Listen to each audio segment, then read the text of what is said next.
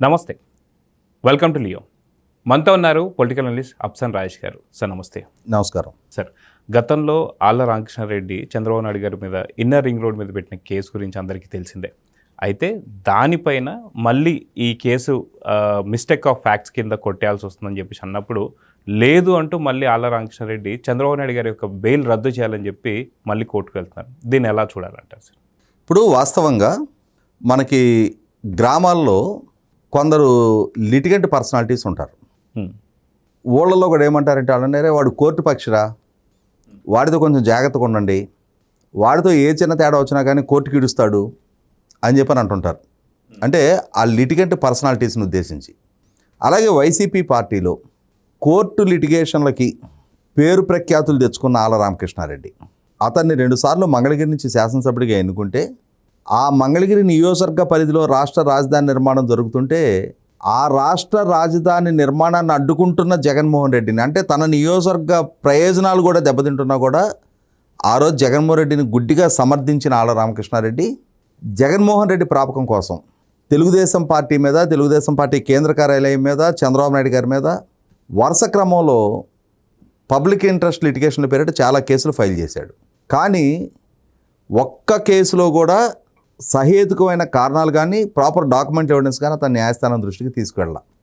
ఏదో ఒక రకంగా చంద్రబాబు నాయుడు గారిని చికాకులు పాలు చేయాలి అనే ఏకైక లక్ష్యంతో ఆ రోజుల్లో రాజశేఖర రెడ్డి గారి హయాంలో రాజశేఖర రెడ్డి గారిని విమర్శిస్తున్నారు, ఆయన పాలనలో ఉన్న తప్పులను ఎత్తి చూపుతున్నారు అని చెప్పని ఆ రోజుల్లో ఉండవల్లి అరుణ్ కుమార్ అనే అతను రాజశేఖర రెడ్డి గారి ప్రత్యర్థులని వేధింపులకు గురి చేయడం కోసం ఇలాగే రకరకాల ఇష్యూస్ని లేవనెత్తి వాటితోటి రాజశేఖర రెడ్డి గారి విమర్శకుల నోళ్లు మూయించాలని చెప్పని ప్రయత్నం చేసేవాళ్ళు. అదేవిధంగా జగన్మోహన్ రెడ్డి గారి ప్రత్యర్థుల నోళ్లు మూయించే లక్ష్యంతో ఈ ఆళ్ల రామకృష్ణారెడ్డి జగన్మోహన్ రెడ్డి పాలనా హయాంలోనూ 2014-19 మధ్య కూడా జగన్మోహన్ రెడ్డి గారి రాజకీయ ప్రత్యర్థులైన తెలుగుదేశం పార్టీని లక్ష్యంగా చేసుకొని రకరకాల కేసులతోటి వేధింపులకు గురి చేసే ప్రయత్నం చేసేవాడు. ఇదే క్రమంలో 2023 సెప్టెంబర్ 9 జగన్మోహన్ రెడ్డి గారి ప్రభుత్వం చంద్రబాబు నాయుడు గారిని స్కిల్ డెవలప్మెంట్ కేసులో అరెస్ట్ చేశారు. అలా అరెస్ట్ చేసిన నేపథ్యంలో ఆయన జైల్లో ఉండగానే వరుసగా ఇంకొక 4 అవినీతి ఆరోపణలతో ఆయన మీద కేసులు నమోదు చేయబడ్డాయి. అందులో ఒకటి ఇదే ఆళ్ల రామకృష్ణారెడ్డి ఫిర్యాదు మేరకు చంద్రబాబు నాయుడు గారి ప్రభుత్వం ఇన్నర్ రింగ్ రోడ్డు అలైన్మెంట్ మార్చడం ద్వారా చాలామందికి ఆర్థిక ప్రయోజనాలు చేకూర్చుకున్నారు అని చెప్పని ఒక ఫిర్యాదు చేశాడు. వాస్తవంగా ఇన్నర్ రింగ్ రోడ్డు కోసం భూసేకరణ జరగల, రోడ్డు ఫార్మేషను జరగల, ఎవరికి ఆర్థిక ప్రయోజనాలు చేకూరల. జగన్మోహన్ రెడ్డి సృష్టించిన విధ్వంసానికి చాలామంది ఆర్థిక మూలాలు దెబ్బతిన్నాయి, చాలామంది వ్యాపారాలు దెబ్బతిన్నాయి, చాలామంది ఆస్తుల విలువలు తగ్గిపోయినాయి. అటువంటి స్థితిలో చంద్రబాబు నాయుడు గారు ఏదో తాను పాలకుడుగా ఉండి తన వ్యక్తిగత ఆస్తులు పెంచుకోవడం కోసం తనకు అనుకూలంగా ఇన్నర్ రింగ్ రోడ్ అలైన్మెంట్ మార్చారు అని చెప్పిన ఆరోపణలతోటి ఒక కేసు నమోదు చేశారు. స్కిల్ డెవలప్మెంట్ కేసుతో పాటుగా ఈ మిగిలిన కేసుల్లో కూడా చంద్రబాబు నాయుడు గారు ముందస్తు బెయిల్ తీసుకొని రావడం జరిగింది. అదే క్రమంలో ఈ కేసు విచారణ కొనసాగుతుండగా ఈ మధ్యకాలంలో విచారణ సంస్థలు కేసులు నమోదైన ఏసీబీ న్యాయస్థానానికి ఈ కేసుల పురోగతి గురించి రిపోర్ట్ ఇచ్చే క్రమంలో మిస్టేక్ ఆఫ్ ఫ్యాక్ట్స్, అంటే వాస్తవాలు లేకున్నా కేసులు నమోదు చేయబడ్డాయనే ఉద్దేశంతో ఆ ఫిర్యాదుదారుడు ఇచ్చిన ఫిర్యాదులో హేతుబద్ధత లేదు, కేవలం తమ రాజకీయ ప్రత్యర్థి కాబట్టి చంద్రబాబు నాయుడు గారిని వేధింపులకు గురి చేయాలనే లక్ష్యంతో సహేతుకమైన కారణాలు లేకుండానే కేసు నమోదు చేశారు అని చెప్పని ధృవీకరించుకున్న తర్వాత ఒక్కొక్క కేసు క్లోజ్ అవుతూ వచ్చింది.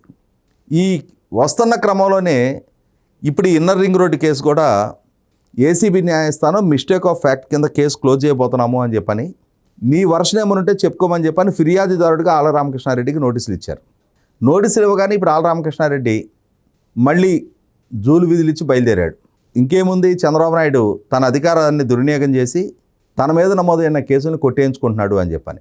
ఇక్కడ గమనించుకోవాల్సింది, చంద్రబాబు నాయుడు గారి బెయిల్ రద్దు చేయమని, ముందస్తు బెయిల్ రద్దు చేయమని ఇప్పుడు హైకోర్టులో పిటిషన్ ఫైల్ చేశాడు. ఇప్పుడు ప్రభుత్వం మిస్టేక్ ఆఫ్ ఫ్యాక్ట్ కింద police department, CID department case తీసేపోతున్నామని చెప్పని నీకు ఇంటిమేషన్ ఇచ్చారు. 27వ తారీఖు నీ న్యాయస్థానానికి వచ్చి నీ వర్షం చెప్పుకోమన్నారు. నీ దగ్గర చంద్రబాబు నాయుడు గారికి ఆర్థిక ప్రయోజనాలు చేకూరిన సాక్ష్యాధారాలు ఉంటే, already inner ring road form అయింది, ఆ ఫామ్ అవడం వల్ల చంద్రబాబు నాయుడు గారు ఆస్తి అంతకు ముందు కన్నా ఇన్ని రెట్ల ఆస్తి విలువ పెరిగింది అని చెప్పని నిర్ధారణ చేయగలిగే సాక్ష్యాధారాలు నీ దగ్గర ఉంటే నువ్వు న్యాయస్థానం దృష్టికి వాటిని తీసుకెళ్ళు.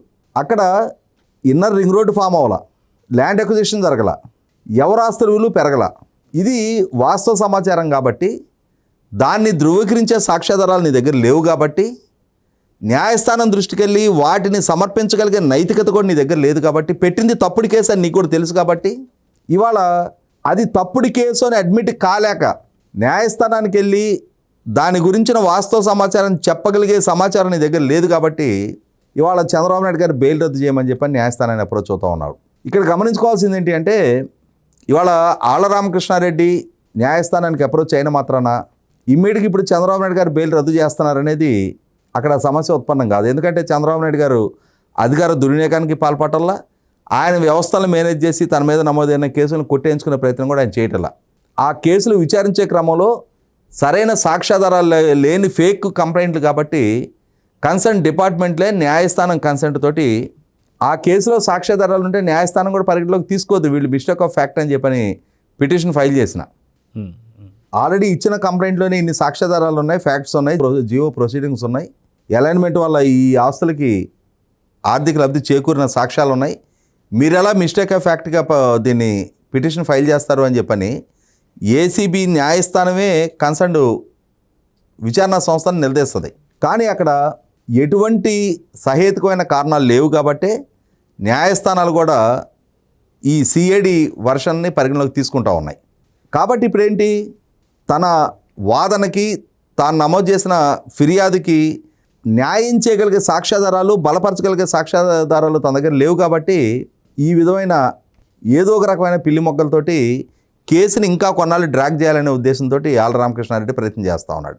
అయితే ఇదే క్రమంలో ఇవాళ రాష్ట్ర ముఖ్యమంత్రిగా ఉన్న చంద్రబాబు నాయుడు గారికి ఇచ్చున్న బెయిల్ రద్దు చేయమని చెప్పని ఆళ్ల రామకృష్ణారెడ్డి న్యాయస్థానాన్ని అప్రోచ్ అయ్యే ఒక మార్గం చూపిన నేపథ్యంలో ఇవాళ చంద్రబాబు నాయుడు గారికి, తెలుగుదేశం పార్టీకి, ఎన్డీఏ కూటమికి కూడా నాదొక సూచన సలహా ఏంటి అంటే సుమారుగా ఇవాళ 24వ తారీఖు ఫిబ్రవరి 12 సంవత్సరాల 5 నెలల 1 రోజుగా బెయిల్ మీద ఉంటూ అన్ని బెయిల్ కండిషన్స్ని వైలేట్ చేస్తూ ఉన్న జగన్మోహన్ రెడ్డి బెయిల్ రద్దు చేయమని చెప్పని సుమోటోగా న్యాయస్థానం దృష్టికి తీసుకువెళ్లాల్సిన బాధ్యత తెలుగుదేశం పార్టీ మీద, చంద్రబాబు నాయుడు గారి మీద ఉంది. అదే క్రమంలో ముఖ్యమంత్రిగా చంద్రబాబు నాయుడు గారు ప్రభుత్వానికి కూడా జగన్మోహన్ రెడ్డి బెయిల్ రద్దు చేయమని చెప్పని సుమోటోగా న్యాయస్థానాన్ని అప్రోచ్ అవ్వాల్సిన బాధ్యత ఉంది. కారణం ఏంటి అంటే 12 సంవత్సరాల క్రితం అతను బెయిల్ తీసుకొని బయటకు వచ్చిన తర్వాత, మరీ ముఖ్యంగా ఈ ఎన్నికల తర్వాత అతను ప్రవర్తిస్తున్న ప్రవర్తన, ఎన్నికల తర్వాతే కాదు ఎన్నికలకు ముందు నుంచి కూడా, ఒక కండిషన్ బెయిల్ మీద ఉన్న అక్యూజ్డ్ నెంబర్ 1గా ఉన్న జగన్మోహన్ రెడ్డి 2017లోనే రాష్ట్ర ముఖ్యమంత్రిగా ఉన్న చంద్రబాబు నాయుడు గారిని నడిబజార్లో కాల్చాలి అని చెప్పిన స్టేట్మెంట్ ఇచ్చాడు బహిరంగ సభా వేదిక నుంచి. అటువంటి స్టేట్మెంట్ ఇచ్చిన రోజునే ఒక కండిషన్ బెయిల్ మీద ఉన్న అక్యూజ్డ్ అయ్యుండి ఈ విధంగా సమాజంలో విద్వేషాలు పెరిగే విధంగా, హింసను ప్రేరేపించే విధంగా రాష్ట్ర పాలకుడిని కాల్చేయాలి అనే స్టేట్మెంట్ ఇచ్చిన నేపథ్యంలో ఆ రోజే ప్రభుత్వమే సుమోటగా జగన్మోహన్ రెడ్డి బెయిల్ రద్దు చేయమని పిటిషన్ ఫైల్ చేసి ఉండాల్సింది. కానీ చంద్రబాబు నాయుడు గారు ఆ చొరవ చూపల. ఆ తర్వాత చూసాం ఎన్ని ఉల్లంఘనలు ఆయన వైపు నుంచి జరిగాయి అని చెప్పని. మరీ ముఖ్యంగా 2024 ఎన్నికల్లో ఓటమి చెందిన తర్వాత నుంచి ఇవాళ డ్యూటీలో ఉన్న పోలీసు అధికారుల మోరాలిటీ దెబ్బతీసే ప్రయత్నం ఆయన వైపు నుంచి జరుగుతూ ప్రతి సందర్భంలో కూడా పోలీసులు విధించిన ఆంక్షలను ఉల్లంఘిస్తూ ఉన్నారు, పోలీసుల పట్ల ధిక్కార ధోరణి ప్రదర్శిస్తూ ఉన్నారు, డ్యూటీలో ఉన్న పోలీసు అధికారులను బెదిరిస్తూ ఉన్నారు. ఇటువంటి పరిస్థితుల్లో ఖచ్చితంగా జగన్మోహన్ రెడ్డి బెయిల్ రద్దు చేయమని చెప్పని అడిగే హక్కు, స్వేచ్ఛ ప్రభుత్వానికి ఉన్నాయి. చంద్రబాబు నాయుడు గారు బెయిల్ కండిషన్స్ ఉల్లంఘనకు పాల్పట్టాల. ఆయన సమాజంలో విద్వేషాలు పెంచే స్టేట్మెంట్లు ఇవ్వట్లా, హింసను ప్రేరేపించే స్టేట్మెంట్లు ఆయన వైపు నుంచి రావట్లా. కానీ ఆ విధమైన చర్యలకు పాల్పడుతున్న జగన్మోహన్ రెడ్డి బెయిల్ రద్దు చేయమని చెప్పని కనుక ప్రభుత్వం సుమోటోగా ఇవాళ అతను డ్యూటీలో ఉన్న పోలీస్ అధికారిని బట్టలోట తీసి నిలబెడతానంటున్నాడు. కేసులు విచారిస్తున్న ఇన్వెస్టిగేటింగ్ ఆఫీసర్స్ ఐఓల్ని బెదిరిస్తూ ఉన్నాడు. వాళ్ళ అధికార విధులని ఈయన అడ్డుకుంటూ ఉన్నాడు. వాళ్ళు విధించిన నిబంధనల్ని ధిక్కరిస్తూ ఉన్నాడు. ఇవాళ ప్రజలకు అసౌకర్యం కలిగిస్తూ ఉన్నాడు. అటువంటి సందర్భంలో ఇన్ని బెయిలు కండిషన్స్ ఉల్లంఘిస్తూ ఉన్నందుకు వాటికన్నిటికీ బాధ్యుడిగా అతని మీద ఖచ్చితంగా బెయిల్ రద్దు పిటిషన్ ఫైల్ చేయాల్సిన బాధ్యత ప్రభుత్వం మీద ఉంది, ఎన్డీఏ పక్షాల మీద ఉంది. ఇవాళ ఆళ్ల రామకృష్ణారెడ్డి చంద్రబాబు నాయుడు గారి బెయిల్ రద్దు చేయమని అడగటం కాదు, జగన్మోహన్ రెడ్డి బెయిల్ రద్దు చేయించి తీరాల్సిన బాధ్యత. ఒక్క సింపుల్ రీజన్ చెప్తాను నేను. 2019 మార్చి 15వ తారీఖు వివేకానంద రెడ్డి గారి హత్య జరిగింది. ఆ హత్య జరిగిన తర్వాత సిబిఐ విచారణకు డిమాండ్ చేసిన జగన్మోహన్ రెడ్డి తానే రాష్ట్ర ముఖ్యమంత్రిగా పదవి బాధ్యతలు చేపట్టిన తర్వాత సిబిఐ విచారణ జరిపించకపోగా అంతకుముందు చంద్రబాబు నాయుడు గారి ప్రభుత్వం సీనియర్ ఐపీఎస్ అధికారులతో నియమించిన సిట్టును కూడా నిర్వీర్యం చేస్తూ ఒక డిఎస్పీ స్థాయి అధికారి స్థాయికి సిట్టు స్థాయిని తగ్గించిన తర్వాత వివేకానంద రెడ్డి గారి కుమార్తె డాక్టర్ సునీత గారి అభ్యర్థన మేరకు హైకోర్టు సిబిఐ విచారణకు ఆదేశించితే ఆ సిబిఐ విచారణకు అడుగడుగునా ప్రతిబంధకాలు సృష్టిస్తున్న నేపథ్యంలో పాలకుడుగా జగన్మోహన్ రెడ్డి రాష్ట్రంలో కొనసాగినంత కాలం ఈ కేసు విచారణకి అతను ఆటంకాలు సృష్టిస్తూనే ఉంటాడు అని చెప్పని డాక్టర్ సునీత గారు సుప్రీంకోర్టుని అప్రోచ్ అయ్యి కేసు విచారణ తెలంగాణకు బదిలీ చేయించుకున్నారు. అంటే ఒక హత్య కేసు విచారణని తాను పాలకుడుగా ఉండి సిబిఐ జరుపుతున్న విచారణని ప్రభావితం చేసే ప్రయత్నం జగన్మోహన్ రెడ్డి వల్ల జరుగుతుంది. సిబిఐ జరుపుతున్న విచారణకు ప్రతిబంధకాలు సృష్టిస్తున్న వ్యక్తి జగన్మోహన్ రెడ్డి అని చెప్పని సుప్రీంకోర్టు కన్విన్స్ అయింది. మరి అంతగా వ్యవస్థలను ఉపయోగపెట్టుకుంటూ సిబిఐ లాంటి అత్యున్నత విచారణా సంస్థ ఇంటెగ్రిటీనే ప్రశాంతకం చేస్తూ ప్రజలు తనకిచ్చిన అధికారాన్ని దుర్వినియోగపరిచి సిబిఐకి అన్ని ఆటంకాలు అతను సృష్టించిన నేపథ్యంలో ఆనాడే సిబిఐ ఇతను బెయిల్ రద్దు చేయమని చెప్పని కోర్టుని అప్రోచ్ అయ్యి ఉండాలి. ఇవాళ అద్దాల మేడలో జగన్మోహన్ రెడ్డి నివసిస్తుంటే ఆ అద్దాల మేడలో నుండి ఆళ్ల రామకృష్ణారెడ్డి చంద్రబాబు నాయుడు గారి మీదకి రాళ్ళు విసిరే ప్రయత్నం చేస్తూ ఉన్నాడు. ఈ క్రమంలో ఆ రాళ్ల దాడికి మొట్టమొదటిగా గురయ్యేది ఆళ్ల రామకృష్ణారెడ్డి, జగన్మోహన్ రెడ్డి. ఆ సెన్సిటివిటీ ఏంటి అనేది తెలియజెప్పాల్సిన బాధ్యత కూడా ప్రభుత్వం మీద, పాలకుల మీద, పెద్దల మీద ఉంది.